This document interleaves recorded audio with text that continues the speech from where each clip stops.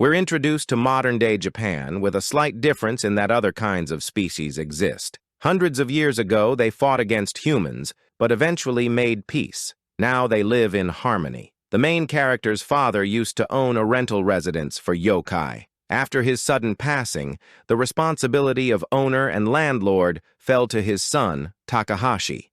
The building, Yoyogi Heights, is located in a quiet residential neighborhood and is close to stores, schools, and parks, so it's popular with many families. Takahashi also lived there, but wasn't used to his new job. However, he quickly learned and can now relax in his free time. One day, he sees a resident struggling to carry some boxes and offers to help her. Afterward, they introduce themselves. The woman is named Mifuyu Yukino. Suddenly, he feels pain from his hand. He must have injured it from moving her boxes, and Yukino asks to look at it. She applies ice to his injury, and the pain goes away. Blushing, she reveals that she's a snow woman.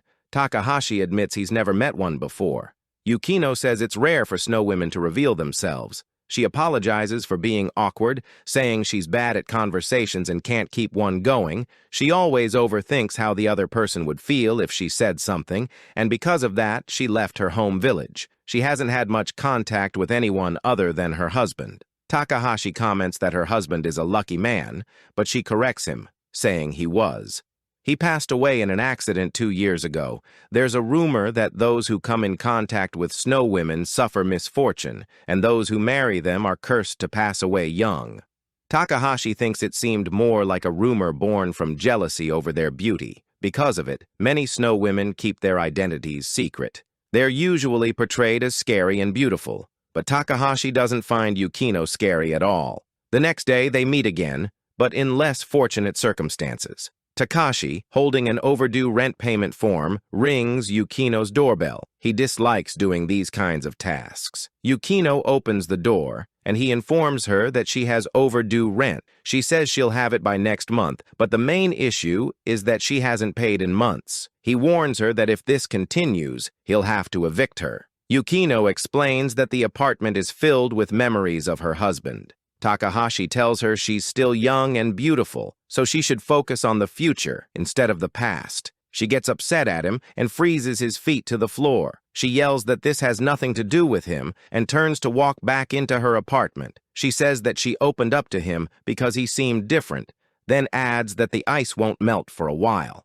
Afterward, he would bump into her many times, and she would always avoid him. Several weeks pass, and she's still avoiding Takahashi. Though she's his type and he wanted to get closer to her, he feels like he ruined their relationship. That's when he notices a box under his table, thinking that he had already thrown away all of his father's belongings. He opens it to reveal a ring and reads the text inscribed in the box that says the wearer is able to alter a yokai's conscience and knowledge by channeling the user's desires into the ring and pointing it towards them. The last part warns against misusing it, but enough words have faded out that he can't read the warning. Assuming the ring is a fake, he decides to try it out anyway. He visits Yukino, and before she can close the door, he brings up rental assistance and apologizes. She says there's no need, but he points the ring at her, saying to let him in so they can talk it through. She lets him in.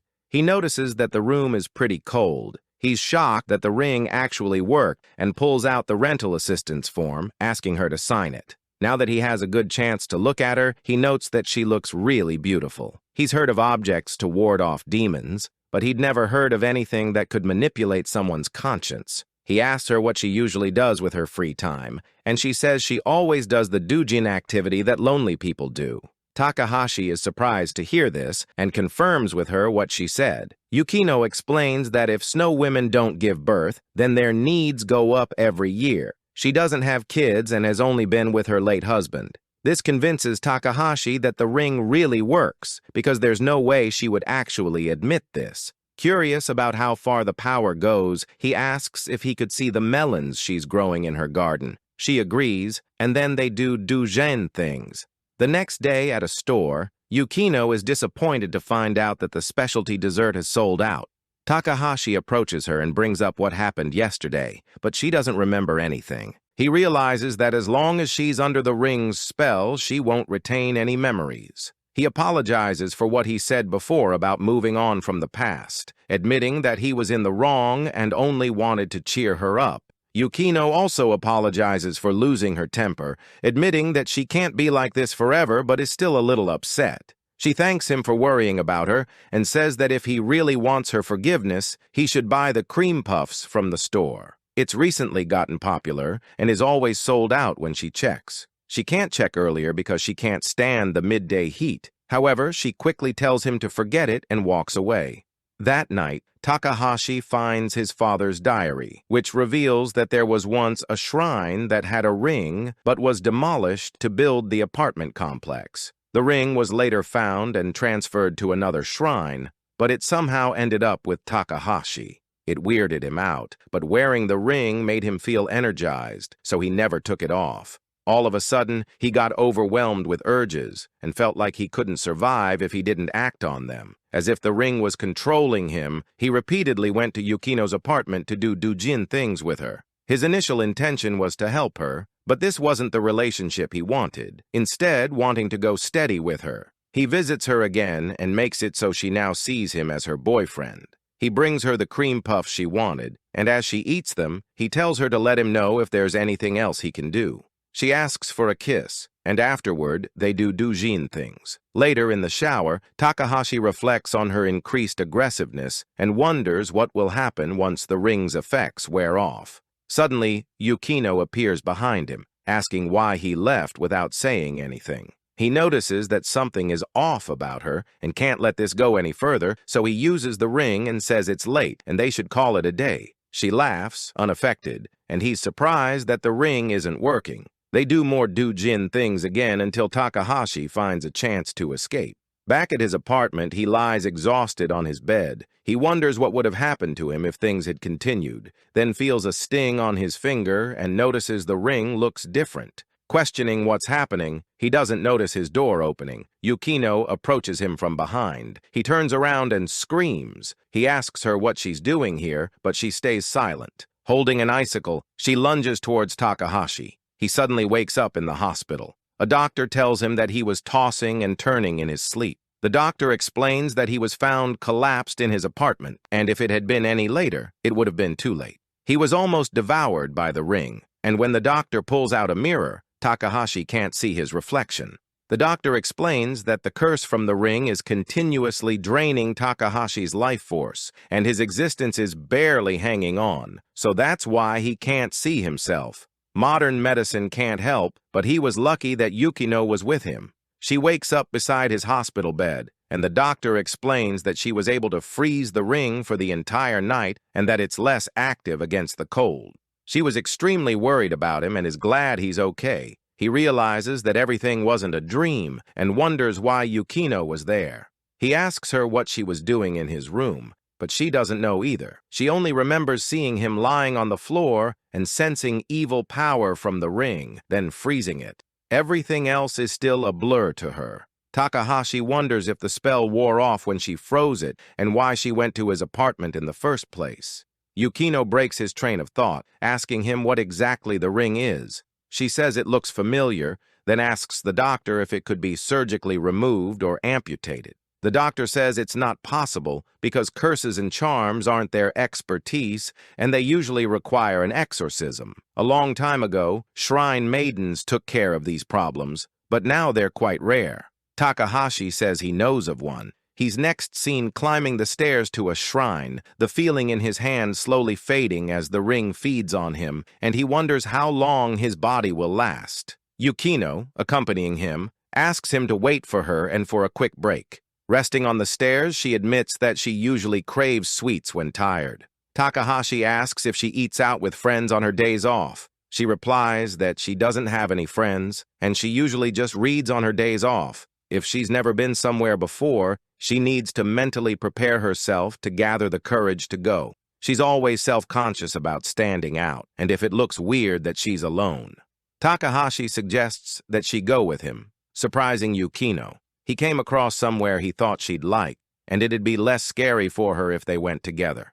Flustered, she doesn't know what to say, and changes the topic back to the ring, saying they need to focus. Takahashi says that he should be fixing this on his own, but Yukino was nice enough to accompany him deep into the mountains, and he thanks her. She turns into a tsundere, saying she assumed no one else would join him, so she's only here because she felt sorry for him. She tells him there's no other reason and to not get the wrong idea. Even so, he's happy that she's here, and he admits that he was scared to face this problem alone and that her presence makes him feel more at ease. They arrive at the shrine, surprised at its size. Yukino notices a candle floating in the river below, asking what it is. A shrine maiden approaches, explaining that it's a spirit lantern, which sends off spirits of the dead. They are also used in memorial services. She adds that there's a waterfall that enshrines a respected god, so now would be the time to pray if they wanted to. The shrine maiden tells Takahashi that she's been waiting for him, and it's revealed that she's an oni. Inside, she introduces herself as Kaide Kiryuin and says she doesn't get many visitors due to the area being out of the way. Among the yokai, oni are one of the most powerful spiritually and physically. Yukino whispers to Takahashi, recognizing the Kiryuin name. Their clan is known for having strong spiritual powers, which can only be passed down to women. Many people in their family have jobs doing ceremonial services, performing traditional music, banishing evil spirits, and casting out bad luck. Takahashi tells Yukino that Kaide has the power of second sight, so there isn't anything she can't see past. Kaide had assumed that Takahashi would come on his own and was surprised to see Yukino with him, referring to her as his wife. Yukino denies it, blushing, and Kaide says she's only joking. She says Takahashi is practically family, and the two of them are very close. She thanks Yukino for saving him. It's revealed that she knew him when he was at a very young age, saying he used to be a crybaby and always latched onto her, calling her name. But now he doesn't ever contact her. He gets embarrassed by her stories, but Kaide goes on, recalling that he said the two of them would get married, and since it's customary for oni to have one partner for their whole life, she's been waiting. While they argue, Yukino asks Kaide what kind of relationship she has with him. She says they're just childhood friends. Since she's older, she used to take care of him. She asks Takahashi to show her the ring and determines that the way it's attached to him is complicated, so a normal exorcism won't do. It's obviously evil, but it's more than a regular cursed item. She stares at it, sensing intense hatred and envy. She compares it to a spirit that resides in a well-used object, but is slightly different. It's like the ring has had a life of its own. She also senses a power similar to a charm, asking if that sounds familiar. He flinches, saying it doesn't. He doesn't want to admit what he used the ring for, noting that her intuition is always accurate. She says he's always been a magnet for unusual things happening and asks where he got the ring. He's about to answer when Yukino asks if he can be saved or not. Kaide says he will pass if they do nothing, but she's determined not to let that happen, so she will do her best to solve it tonight. She says preparation is needed because of the unusualness, so she asks him to purify his body under the waterfall and then will lead him to the main shrine. He leaves, leaving Yukino and Kaide together. Yukino thinks it's awkward, but Kaide tells her that she can wait in the guest room. Yukino asks if she can go with him, but Kaide reassures her that he'll be fine and says she must be tired from traveling, so she can go in the hot spring to relax. Kaide asks if she's still afraid, and Yukino answers that she was worried at first, but it seems like he'll be fine. Kaide says that's not what she's referring to and says Yukino's trying so hard to hold on to something and is hesitating to set it free, telling her it's time to let go. Or has she already decided she'll never hold anything close to her anymore? Yukino stares, saying nothing. Later, Takahashi and Kaide are in the main shrine. Kaide explains that curses and anything evil use the person's weakness against them, so the process will go smoothly if he doesn't give the curse a chance to. The reason he doesn't have a reflection is because he's wandering between this world and the world beyond. She doesn't know where the ring is getting its powers from, but Takahashi should be saved once she severs that tie. Takahashi gets worried, asking if she can really perform an exorcism. Kaide insists she can. She's part of the Kiryuin family and has the same abilities as her ancestors. She was so happy to hear from him that she offered her help without considering if she really could, and it's revealed that she's never exorcised a curse before. She's too embarrassed to admit it now. She's only heard of cursed objects from stories, and this is the first time she's ever seen something like this. However, she'll be fine because she's prepared a secret weapon and is excited to show off to Takahashi. She's proud of how things are going, but she was a little surprised that he brought a beautiful woman along. She then begins to question Takahashi about Yukino, asking if the two of them are close and if he likes her. He wonders what's with all the questions, and she says that after succubi, snow women have the highest drives, so she's worried about him. Takahashi says they're not like that, and he thinks that she actually doesn't even like him. Kaede says it didn't look like that to her, but Takahashi says that she's beautiful too, and it surprised him after not seeing her for a while. Kaede picks up on him saying too and gets frustrated, asking what he'll pay her for the exorcism, saying her rates aren't cheap. He asks if there's a friend's discount. She says she's maintaining the shrine on her own, so she'll need him to stay and help. It'll also allow her to track his wellness after the exorcism. She proposes that he work at the shrine while living with her and is relieved to have said it. Suddenly, Takahashi's hand starts to hurt, and Kaede tells him to place it on the table, berating herself for saying that at a time like this. She reveals that she'll get rid of it with a hammer named Spirit Slayer. Takahashi protests, asking if she is supposed to do something more spiritual and not physical. If she hits him with her Oni strength, his hand will break. She grabs his hand and raises the hammer, saying he's shaking too much and manifesting fear in his hand. He argues that's just his fear of her. After reciting some shrine maiden stuff, she swings down the hammer and hits the ring. Suddenly, a dark aura comes out of the ring towards Kaede, and she's confused about what's happening. She drops the hammer on the floor and staggers. Takahashi asks what's wrong, and she slowly approaches him, saying the ring is fine, but there are still remnants of evil within him, so she must expel all of it.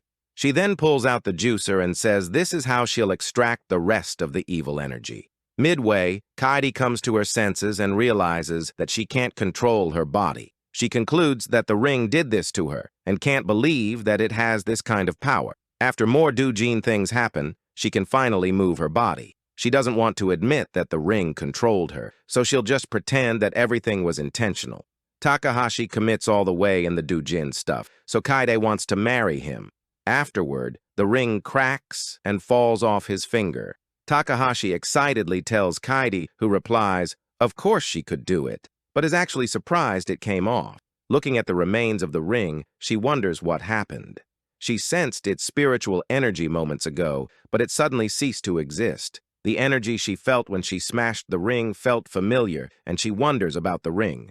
Takahashi cuts off her line of thinking, thanking her and admitting he was suspicious at first because of the Doujin part, and he thought the ring took control of her. She ends the conversation, saying she prepared his room so he can stay there and to not tell anyone what happened. Takahashi walks into his room and sees Yukino in a yukata, who asks how it went. He says everything is fine now, but he still needs to monitor it. She's relieved to hear that and says real Oni shrine maidens really are different. She asks him what the exorcism was like, but Takahashi dodges the question by saying it was over before he knew it. He apologizes for making her worry, but she gets flustered and says she wasn't worried at all. He says that the last time they talked like this was when they first met, and he troubled her by having her heal his injuries and that she's saved him many times, including now.